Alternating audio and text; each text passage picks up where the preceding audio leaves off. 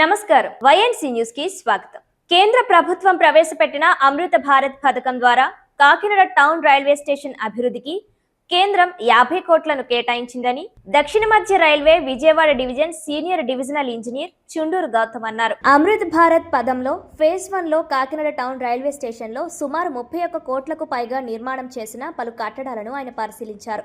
అనంతరం railway station లో ఏర్పాటు చేసిన మీడియా సమావేశంలో ఆయన మాట్లాడుతూ నగర ప్రజలకు అవసరమైనటువంటి పార్కింగ్, గ్రీనరీ, ప్రయాణికుల నివాసం వంటివి ఏర్పాటు చేసినట్లు తెలిపారు. తెలుగు దిగ్గజాల ఫోటోలను బయట పెయింటింగ్ ద్వారా వేశామని, అలాగే వికలాంగుల కోసం ప్రత్యేకంగా మరుగుదొడ్లను ఆధునిక సాంకేతికతతో నిర్మించడం జరిగిందన్నారు. మరో 20 కోట్లతో రెండో ప్లాట్ఫారం వైపు పనులు ప్రారంభమవుతాయన్నారు. ఈ సమావేశంలో ACM P Sivaprasad, senior DNHO M Vamsikanth, PRO Nusrat Mandrubkar, town railway station సిబ్బంది తదితరులు పాల్గొన్నారు.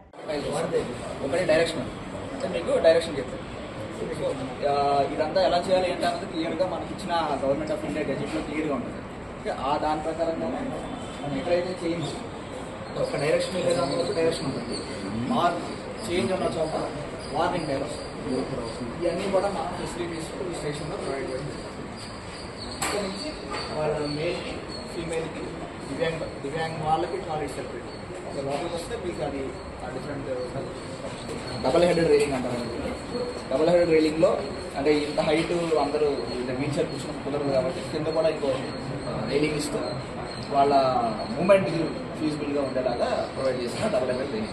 టాయిలెట్ దీంట్లో మామూలు టాయిలెట్లో కాకుండా సెపరేట్గా ఏంటంటే వేరే వేరే కండిషన్స్ ఉంటాయి. అంటే వాళ్ళు ఒకవేళ వాడినప్పుడు ఈజీగా లెగడానికైనా, కూర్చున్న తర్వాత పైకి లెగడానికి వచ్చి కానీ, లేకపోతే హైట్ తక్కువ ఉండడం కానీ, వాష్ బేసిన్ హైట్ తక్కువ ఉండడం కానీ, మన కమోడ్ యొక్క డబ్ల్యూసీ యొక్క హైట్ తక్కువ ఉండడం కానీ, ఈ డిఫరెంట్ ఫీచర్స్ వాళ్ళ కోసం ట్యాప్స్ అది కూడా పుష్ కాకుండా ఇలా జస్ట్ లేవర్ టైప్ ఉండడం కానీ ఇలా ప్రొవైడ్ చేయడం అనేది మా ఆప్షన్స్, మా యూనిట్స్, డబ్ల్యూసీస్ ఇది అది సేమ్. అలాగే మనం ఈ స్టేషన్ స్కీమ్లో డెవలప్ చేయడం వస్తే కనుక మీరు గ్రీనరీ కానీ మన స్టేషన్ అక్కడ ఎలివేషన్ కానీ హీరో కనిపిస్తుంది. ఇవన్నీ కూడా ఈ స్కీమ్లో మనం ఇంక్లూడ్ చేస్తాం. అలాగే మీ వెనకాల మన పర్మనెంట్ తెలుగు పర్సనాలిటీస్ యొక్క ఫొటోస్ డిస్ప్లే చేయడం జరిగింది.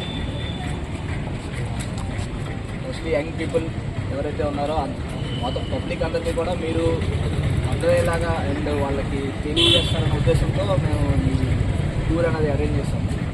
యాజ్ ఫార్ యాజ్ పాసిబుల్ ఎంతమందికి అయితే అంతమందికి ఎలా వాడాలి, ఏంటి ఫెసిలిటీస్ ఏంటి అన్నది మీ వల్లే అందరికీ తెలుస్తుంది. కాబట్టి మీ నుంచి మేము ఎక్స్పెక్ట్ చేస్తుంది ఏంటంటే బయటగా వాటర్ పబ్లిక్కి ఇవన్నీ ఫెసిలిటీస్ వచ్చింది, ఇలా వాడుకోండి అని ఒక ఇంప్రూవ్ చేస్తాము అన్నది ఒక me want to approach the public. అంటే ఇవన్నీ కూడా మనం ఏంటంటే యంగ్ పీపుల్కి ఇన్స్పిరేషన్గా ఉండాలన్న ఉద్దేశంతో చాలామంది మన కాకినాడ నుంచి కూడా పెద్ద పెద్ద వీళ్ళు దిగ్గజాలు ఉన్నారు. కాబట్టి ఇప్పుడు వచ్చే యంగర్ జనరేషన్ అంతా కూడా ఈ సెల్ ఫోన్స్ కానీ వీటి వల్ల ఫొటోస్ తీసుకుంటారు, తెలుసుకుంటారు అన్న ఉద్దేశంతో ఈ అరేంజ్మెంట్ చేసాం. ఈ గ్రీనరీ కానీ ఇవన్నీ కూడా ఈ ఇంప్రూవ్మెంట్ ఆస్పెక్ట్లోనే ప్రొవైడ్ చేయడం చేస్తాం. ఓకే, ప్రిస్క్రైబ్ చేశారు. అదే కోడ్ మనం 100% స్టేషన్లో ఇంప్లిమెంట్ చేయడం జరిగింది.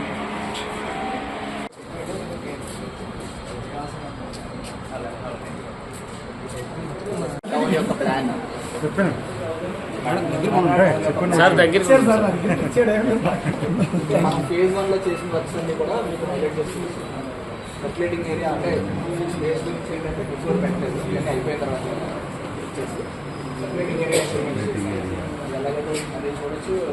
లీడింగ్ చేస్తాం, కేంద్రీయ చేస్తాం అండ్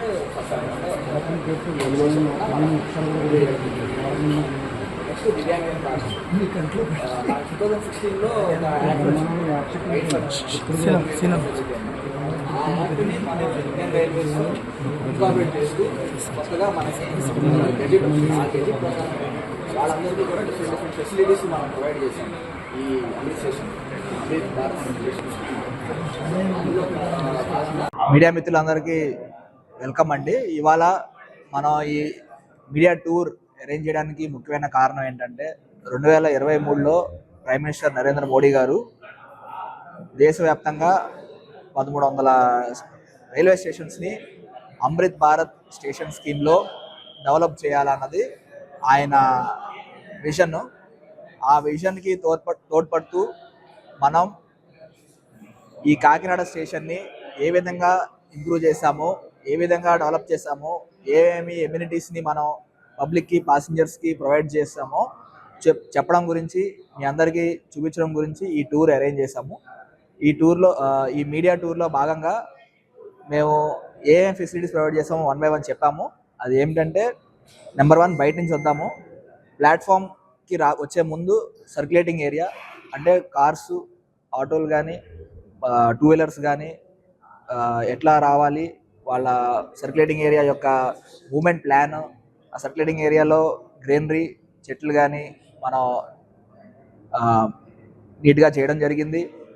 అలాగే ఫసాడ్, అంటే స్టేషన్ బిల్డింగ్ యొక్క అపీరియన్స్, బయటికి ఎలా అపియర్ అవుతుంది, మన లోకల్ మేడ్ టైల్స్ని వాడడం జరిగింది, టెర్రకోటా మెటీరియల్తో. లోకల్గా మనం విండ్ అండ్ ఎయిర్ అనే కాన్సెప్ట్ తీసుకుని, ఎందుకంటే మన కాకినాడ టౌన్కి సీ బ్రీజ్ అన్నది మెయిన్ థీమ్ కాబట్టి, ఆ ఎయిర్ అన్న కాన్సెప్ట్లో ఈ జాలీ టైప్ టెర్రకోటా టైల్స్ వాడి ఎలివేషన్ చేయడం జరిగింది. అలాగే మన వేరియస్ ప్రామినెంట్ తెలుగు పర్సనాలిటీస్ యొక్క ఇమేజెస్ని మనం సర్క్యులేటింగ్ ఏరియా యొక్క వాల్స్ మీద డిపిక్ట్ చేయడం జరిగింది. ఒక నెక్స్ట్ జనరేషన్కి ఇన్స్పిరేషన్గా ఉండాలి, వాళ్ళ గురించి తెలుసుకోవాలి, వాళ్ళు తెలుసుకుంటే వాళ్ళు కూడా ఇన్స్పైర్ అయ్యి